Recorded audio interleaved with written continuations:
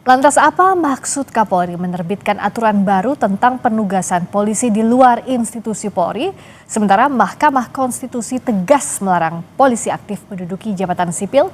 Kita bahas bersama anggota Komisi Kepolisian Nasional Kompolnas Yusuf Warshim dan pakar hukum tata negara yang juga dosen Sekolah Tinggi Hukum Indonesia Jentera Bivitri Susanti. Selamat malam Mbak Bivitri dan Pak Yusuf. Selamat malam. Saya ke Pak Yusuf dulu. Kalau di putusan MK sudah tegas bilang bahwa anggota Polri hanya dapat menduduki jabatan di luar kepolisian setelah mengundurkan diri atau pensiun dari dinas kepolisian, sementara peraturan Polri nomor 10 membolehkan polisi menduduki jabatan di 17 kementerian lembaga. Apakah ini bisa dikatakan sebagai pembangkangan konstitusional atau constitutional disobedience, Pak Yusuf?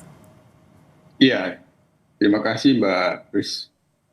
Ya, jadi dalam hal ini tentu apa yang akan saya sampaikan tetap memposisikan sebagai anggota Kompolnas yang memiliki fungsi pengawasan fungsional terhadap kinerja kepolisian.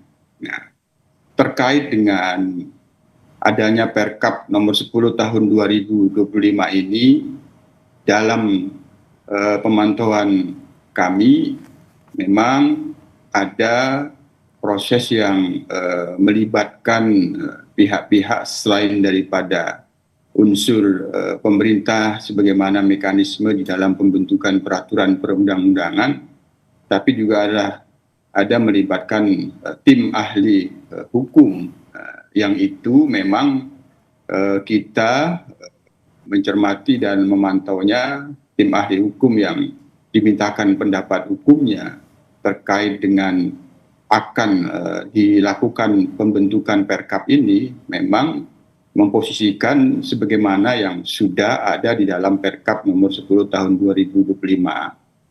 Yang kedua, tentu apabila ada pendapat hukum yang mengatakan bahwa ini bertentangan dengan undang-undang, ya itu kan boleh-boleh saja, namanya pendapat hukum.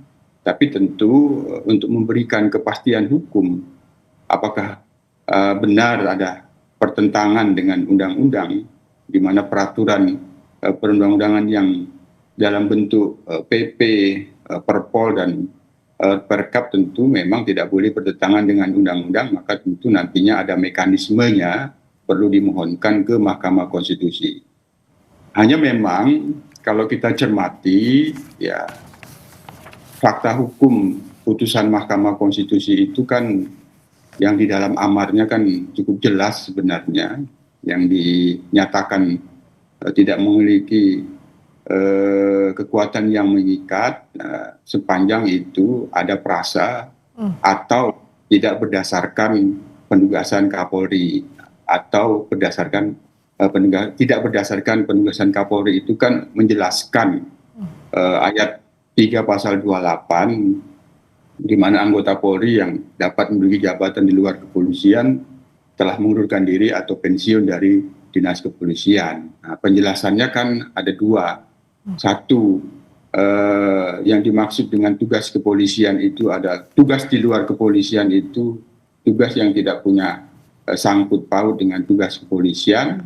Baru atau ya, yang dimohonkan di dalam permohonan putusan 114 itu kan prasa atau tidak berdasarkan penugasan Kapolri. Nah, tentu kami sebagai pengawas memantau apakah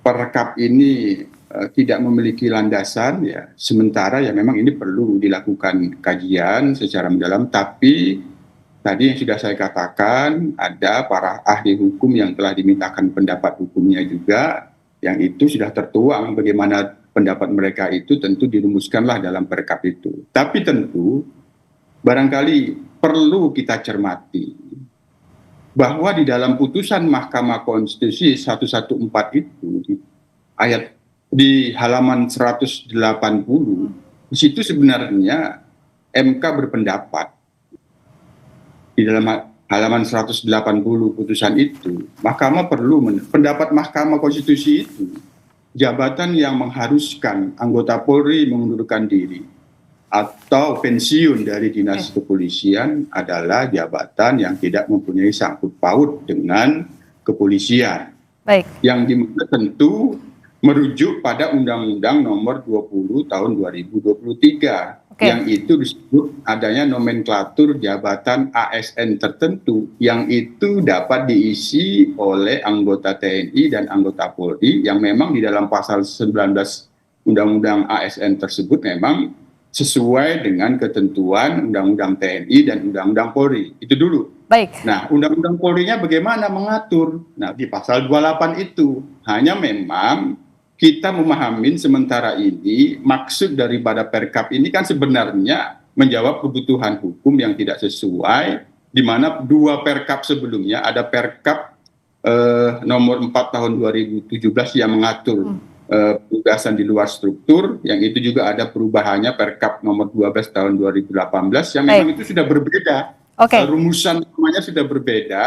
Perkap nomor 10 tahun 2025 ini dapat dipahami memberikan satu petunjuk jabatan-jabatan apa yang tidak punya, jabatan apa yang punya hubungan dengan tugas kepolisian, itulah dirumuskan di dalam pasal 3, 17 di kementerian. Nah, itu yang sebenarnya kita lihat maksud dan tujuannya. Hanya memang kita tentu sebagai pengawas juga memantau bagaimana pendapat hukum para ahli hukum lain yang itu dimaksud bertentangan sepertinya karena 17 lembaga dan kementerian yang dimaksud di dalam pasal 3 Perkap tersebut tidak diatur terlebih dahulu di Undang-Undang. Kita sampai di sana dulu Pak Yusuf. Tadi yang soal 17 ini saya juga akan tanyakan ke Mbak Bivitri. Ini menarik karena apa yang disampaikan Pak Yusuf ini sama dengan yang disampaikan oleh DPR bahwa putusan MK ini hanya membatalkan frasa atau tidak berdasarkan penugasan dari Kapolri dalam penjelasan pasal 28 ayat 3 Undang-Undang tentang Polri.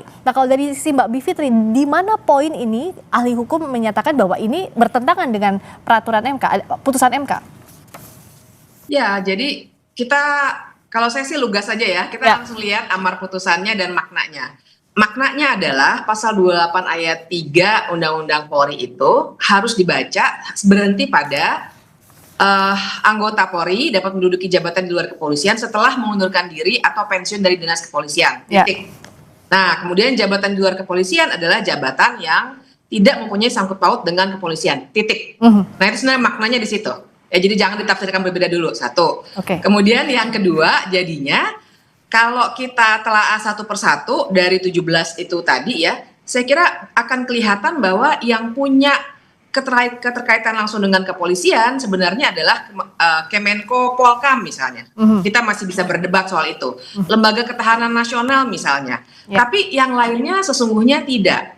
Nah, kemudian yang kedua saya ingin kasih catatan juga bahwa logikanya Mahkamah Konstitusi jadi memang harus dibaca utuh. Ya, tadi Pak Yusuf mengutip pasal halaman tadi ini di depan saya soalnya ada putusannya, saya cek juga pasal halaman 180. Sebenarnya itu hanya menggambarkan titik di mana penjelasan itu memang harus dicoret begitu ya, dinyatakan inkonstitusional. Nah, tapi secara keseluruhan logika Mahkamah Konstitusi adalah memang tidak perlu ada kepolisian di terlalu banyak instansi lain. Kenapa? Kalau dikatakan ada sangkut pautnya dengan penyelidikan atau penyidikan, jangan lupa sistem hukum kita juga mengenal yang namanya penyidik pegawai negeri sipil. Jadi katakanlah dari 17 itu akan ada misalnya, sebentar saya lihat ya, Kementerian Energi dan Sumber Daya Mineral misalnya. Kalau dikatakan, oh nanti kalau misalnya ada pelanggaran hukum di bidang ESDM gimana? Ada yang namanya PPNS misalnya.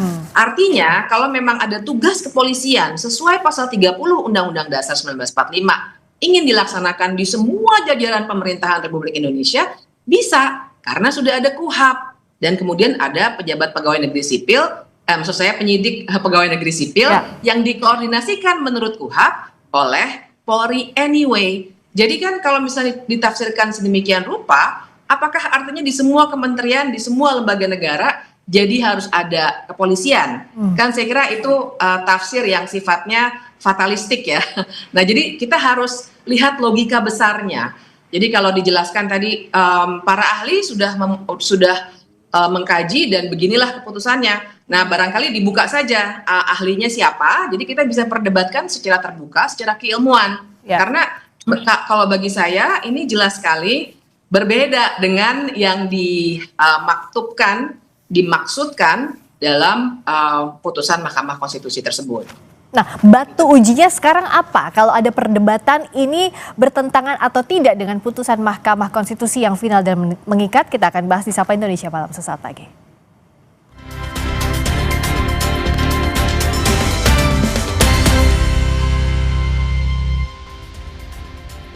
Masih bersama dengan anggota Komisi Kepolisian Nasional Yusuf Warshim dan pakar hukum tata negara yang juga dosen Sekolah Tinggi Hukum Indonesia Jentera, Bivitri Susanti. Mbak Bivitri, kalau dalam pelaksanaannya ada tafsir yang berbeda, ini kan bisa dispute di lapangan. So, apa yang harus dilakukan, Mbak? Ya, pertama saya harus klarifikasi dari awal sekali ya. Judul Perkap ini adalah anggota Polri yang melaksanakan tugas di luar struktur organisasi kepolisian. Jadi memang saya kira itulah soalnya dengan ahli hukum ya, so-called ahli hukum ya, karena memang ada yang bisa menjadi tukang yang bisa diminta untuk membuatkan sesuatu konstruksi baru atau yang memang objektif.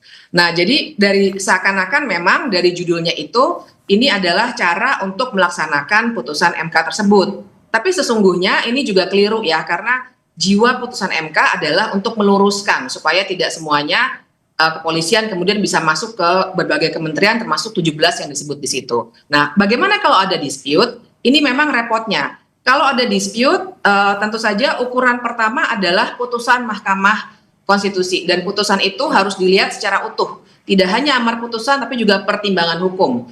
Nah, dengan demikian kalau ujiannya atau patokannya adalah putusan Mahkamah Konstitusi, salah satu caranya adalah dua cara sebenarnya. Yang pertama adalah Perkap ini bisa saja diuji ke Mahkamah Agung karena ini adalah peraturan di bawah undang-undang, atau kalau misalnya ada dispute di lapangan nanti bisa juga ke misalnya Pengadilan Tata Usaha Negara. Tapi saya ingin mengkritik juga nih kalau kita kemudian masuk ke arah situ, artinya kita sudah membiarkan ada tafsir yang sifatnya membangkang konstitusi dan kemudian kalau ada dispute kita lagi yang mesti minta ke MA ataupun Pengadilan Tata Usaha Negara. Saya kira ini cara bernegara yang harus dikritik karena sudah ada kooptasi penafsiran Mahkamah Konstitusi oleh institusi negara. Gitu, Mbak. Kalau Pak Yusuf, kenapa sih harus ada tafsir? Ini kan tadi kata Mbak Bivitri juga akan ada dispute di lapangannya. Toh nantinya harus digugat lagi ke PT UN, harus digugat lagi ke Mahkamah Agung. Apa sebenarnya yang harus diperbaiki dari lahirnya Perpol ini? Iya, sebagaimana yang tadi saya sampaikan, tentu kami sebagai pengawas fungsional kinerja kepolisian, maksud daripada Perkap ini apa, terlihat sebenarnya itu mengganti Perkap sebelumnya, yang itu memang sudah tidak sesuai dengan kebutuhan hukum. Yang kedua, kita melihat bahwa ada pengaturan memberikan rumusan tugas di luar struktur yang itu punya hubungan dengan tugas kepolisian, itu 17 kementerian lembaga. Nah, bagaimana kepolisian Perkap ini dibuat? Nah, dalam pantauan kami memang ada meminta pendapat hukum, ahli hukum. Nah, kami sendiri tentu sejak adanya putusan MK 114 itu sebenarnya kami memantau perdebatan di ruang publik, ada pendapat hukum yang itu tetap memandang apa yang dimaksud di dalam putusan MK itu terkait dengan tegas yang dinyatakan bertentangan itu perasa di penjelasan atau tidak berdasarkan penugasan Kapolri. Nah, sehingga ada juga yang menyatakan bertentangan. Nah, dari dari soal MK itu ya sama, perdebatan terkait dengan Perkap ini juga masih sama. Oleh karena itu kali ya kita tentu untuk memastikan bertentangan atau tidak ya memang mekanisme harus hukum. Tapi sekali lagi memang di dalam revisi Undang-Undang Polri nantinya, karena di dalam Undang-Undang ASN nomor 20 tahun 2023 itu kan diatur jabatan ASN tertentu yang itu dapat diisi oleh anggota Polri dan anggota TNI, yang itu pengisiannya berdasarkan dua undang-undang, ya Undang-Undang TNI dan Undang-Undang Polri. Oke, seperti yang tadi Pak. Hanya Undang-Undang TNI sudah mengatur lembaga-lembaga mana yang dapat diisi. Nah, di Undang-Undang Polri sendiri memang belum mengatur lembaga-lembaga negara mana yang itu dapat diisi, yang itu dapat ditafsirkan, yang punya hubungan dengan tugas kepolisian. Oke, jadi secara teknisnya di mana saja posisi-posisi yang bisa diisi, begitu kan Pak Yusuf. Nah Mbak Bivitri, kalau begitu artinya kan hampir pasti bahwa peraturan Kapolri dan peraturan Polri ini akan berlaku. Apa yang Mbak Bivitri baca? Apakah memang ini harus berlaku dulu baru digugat pada akhirnya? Ya, prinsipnya pasti peraturan itu ya langsung berlaku tuh. Kan kalau peraturan itu biasanya sudah langsung, kalau sudah diundangkan maka dia langsung berlaku. Nah setelah itu baru bisa diuji ke Mahkamah Agung, atau kalau memang ada masalah di lapangan bisa saja nanti dibawa ke Pengadilan Tata Usaha Negara. Jadi pasti harus berlaku dulu. Itu yang saya sayangkan ya. Jadi moralitas konstitusional institusi-institusi negara nih polanya udah kayak gitu Mbak Friska akhir-akhir ini. Jadi langsung ditafsir sendiri, dibuat sendiri peraturannya. Jadi nanti warga yang berusaha untuk lebih baik dalam berdemokrasi yang lelah gitu, gugat lagi, bawa lagi, uji lagi, dan seterusnya. Jadi memang ini persoalan moralitas konstitusional institusi kita. Kalau dari Pak Yusuf, artinya apakah satu-satunya jalan sekarang ya masyarakat harus menggugat kalau tidak setuju? Atau ada mekanisme lain?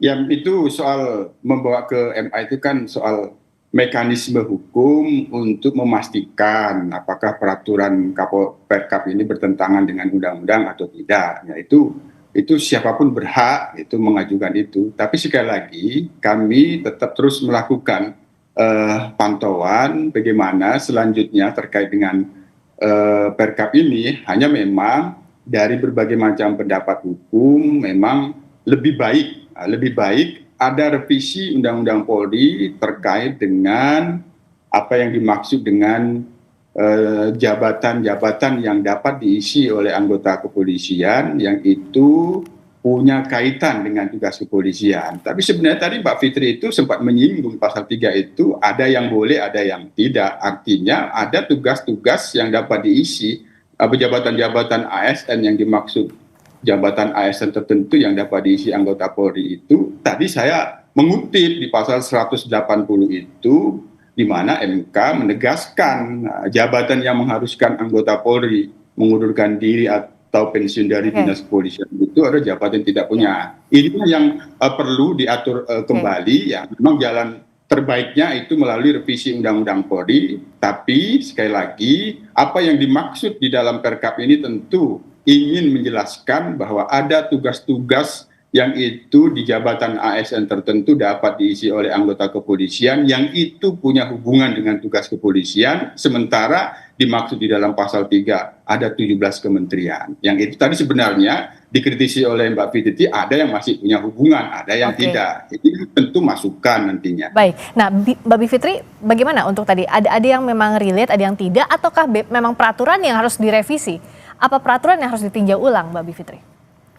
Ya, jadi harusnya tidak dalam bentuk Perkap. Makanya saya katakan Perkap ini sebenarnya pembangkangan konstitusional karena melanggar putusan MK. Kita harus melihat apa yang boleh itu di level undang-undang.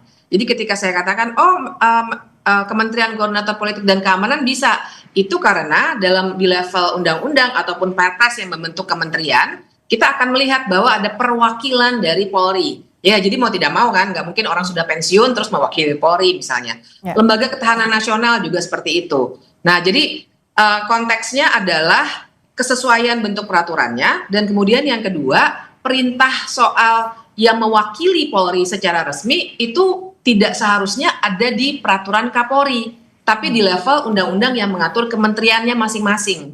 Nah, kira-kira harusnya konstruksinya begitu, Mbak Friska. Oke. Kalau mekanismenya kan itu dari kementerian atau lembaga pusat yang meminta sesuai dengan PP nomor 13 tahun 2017. Makanya MK memperbaiki itu, Pak Yusuf. Iya, MK kan memperbaiki, nggak bisa lagi ada yang ditugaskan seperti pada 2017. Ini levelnya undang-undang yang diuji oleh MK. Baik, jadi ini harus dikaji lagi, tapi semoga kedepannya dalam penyusunan aturan ini bisa melibatkan publik.